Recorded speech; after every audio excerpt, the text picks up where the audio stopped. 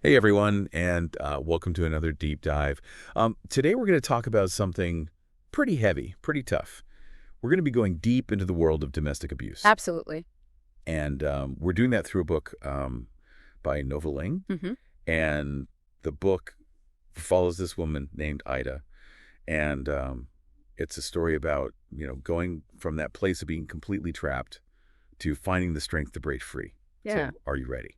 absolutely. I think what's so important and gripping about this book is how it really brings to light the hidden nature of abuse. We think about abuse, and often our minds go to the physical violence and the shouting, but often it's a lot more subtle and insidious than that. Yeah, and it starts with something small like, crumbs under the couch. And, the husband, Vlad, in this case, lashes out at Ida and is like, you're so lazy, why is this like this? It's like, is that abuse? I don't know. That's the thing, is like, where do you draw the line? And it's Yeah. never just one event, right? And it's like you said, it's these small things and then a pattern emerges. Right. Because it's not actually about the crumbs under the couch. It's really about power and control. Right, it's about control. Yeah. And that's what makes it so difficult to recognize. And it makes you question yourself. Like, am I overreacting? Is this really abuse?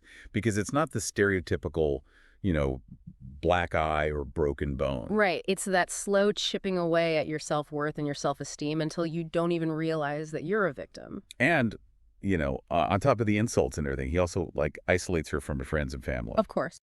Starts to take control of their finances, goes as far as ripping pages out of her favorite book Oh, wow. in a fit of anger. Yeah, and it's interesting because those little acts, they're almost like warning tremors before the earthquake, right? Yeah. You start to see, okay, this could escalate because once you start destroying things, Right. it can easily move, unfortunately, to physical violence. It's true. And, it's heartbreaking, too, because in the book, throughout all of this, you see Ida's spirit. She still has this, dark humor about it. Yeah. She has these coping mechanisms. She tries to rationalize this, oh, he didn't sleep well, or, work was stressful. Right, making excuses. And it's a testament to, the human will, I think, to adapt. And it's so easy to sit on the outside and judge, right? And I think that's a really crucial point because you think, well, why doesn't she just leave? Right. But we have to remember the victim in these situations, oftentimes there's a lot of self-blame, and they're holding on to this hope that he'll change, that things will get better. It's a cycle. And the thing is, she tries to get help. Yeah. Early on in the book, it talks about how she tries therapy. She, tries to reach out. Mm-hmm. But, it's never that easy to just, make a phone call and everything's fine. No, it's complicated. It is so complicated, and it's messy, and it can take years to get out. And, for her, it's her children that are kind of the turning point for her.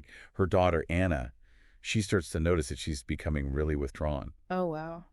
And it's just, heartbreaking because it's the abuse is impacting her as well, even though it's not directed at her. And it just shows how children, they just absorb everything. Right. Like little sponges, they're absorbing all that energy and all of that what they're witnessing. And it really highlights the impact, like you were saying. Yeah. It's not just contained to those two people in the relationship, Exactly. It really does ripple out. It's a family disease. So it's at that point where she realizes, I have to protect my children. Yeah. And she ends up reaching out to a school counselor. Okay. And that becomes kind of the starting point of her escape plan. Wow.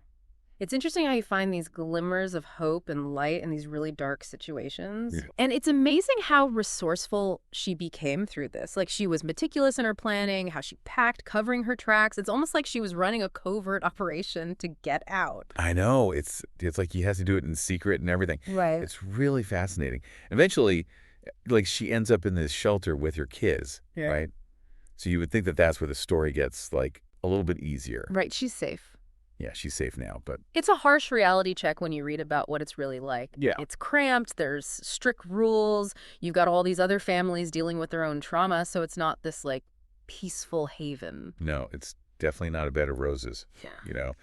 And even in that environment, she's still dealing with all this stuff with her kids. Her daughter, Sophia, has autism, and even just that change in environment Oh, of course. is really hard for her. Yeah. I mean, you think about, especially a child with autism, they thrive on routine and, their surroundings and... Familiarity. Exactly. So to be uprooted like that, it's got to be so hard for a child. And then, on top of that, her other daughter, Anna, is she's having suicidal thoughts. Oh my Like, goodness. it's really, really heavy stuff. It just breaks my heart every time I think about what these kids have been through. And, it just goes to show this is not okay. It's not a private family matter. This is affecting these kids in a really serious way. Absolutely, yeah.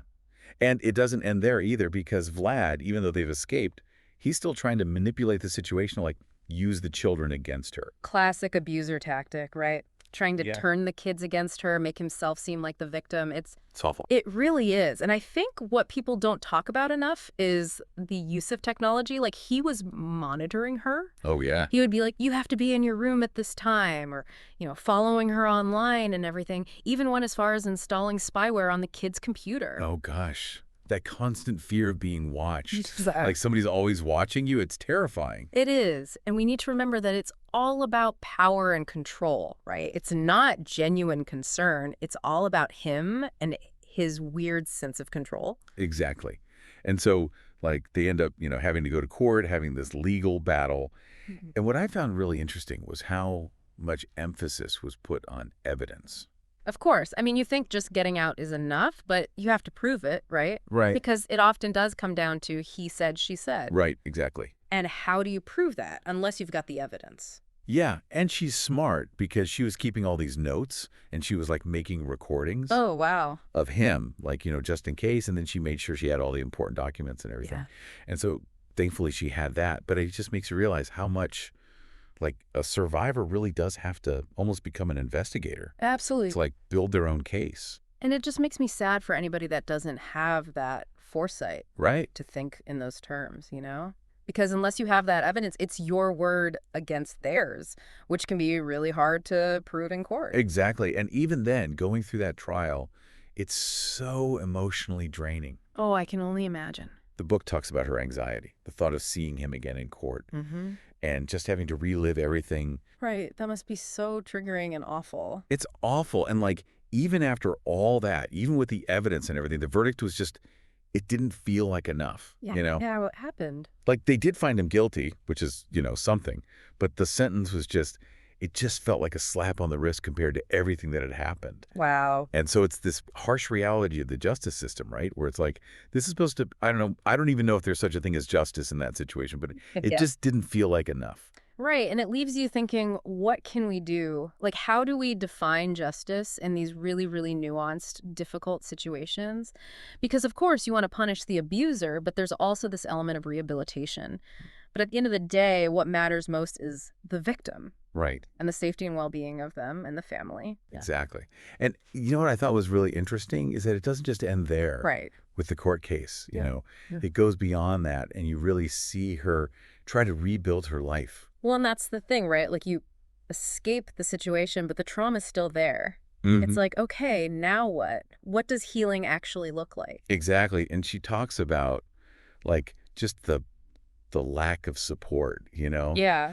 You get out of this dangerous situation, and then it's well, now you're on your own to find a place to live, Right, you're starting from scratch. to start from scratch, yeah, and figure out money, and Yeah, and the system's so complicated. it is so complicated. All the paperwork and the hoops you have to jump through. And she even talks about going to these different social services places Yeah. and just feeling like nobody really understands what she's been through. Yeah, and like you said, long waiting list for housing, not enough resources for financial assistance. No, it's a lot, especially with kids in tow. And speaking of her kids, remember how her daughter Sophia has autism? Mm-hmm. She really struggled, finding a new school. Oh, I bet. I mean, finding the right support for a child with autism is already hard enough. Exactly. And on top of that, all the emotional baggage that they're carrying from this experience, Absolutely. And it makes you realize, we need more of that specialized support. We do. Especially in schools. For kids, yeah. For kids who have experienced this kind of trauma, it's not just a one-size-fits-all approach. Exactly. Trauma looks different on everyone, right? Yeah, and the financial strain, too. Oh, of course. She's got to make ends meet. 4 kids, yeah. Yeah, 4 kids on her own, and she had to, sell some of the things that she inherited Right. just to get by. Right, And right. she talks about, finding joy in just the little things. Yeah, like what? Like having a cup of coffee, going for a walk. It's those little things. It is. We got to hold on to those. It's those little things that, like, keep you going. Exactly. And that's where it starts, like, her healing process. Like, she reconnects with her sister, Nada. Yeah. Who's just this, like, amazing support system for her. That's so important, having that person Very to important. open up, Who's not going to judge, who's just there to listen. Exactly. And she finds strength in her kids, too, Oh, of course. Like, she wants to build this better life for them. Yeah, and that's the thing about being a parent, right? You kind of have to. You dig deep. You dig deep, you find that strength that you didn't even know you had. And she talks about having nightmares still. Oh. And flashbacks. Like, the trauma doesn't just disappear. No, it sticks with you, sadly. And the fear, too, right? Yeah, like, is he going to find her? Exactly. It's always there in the back of her mind. I mean, that's got to be terrifying. And she even mentions, like, having suicidal thoughts at one point, which is just, like... Yeah, it's a lot. It's really heavy. It's that deep despair that I think a lot of people don't realize comes with this type of trauma. Right.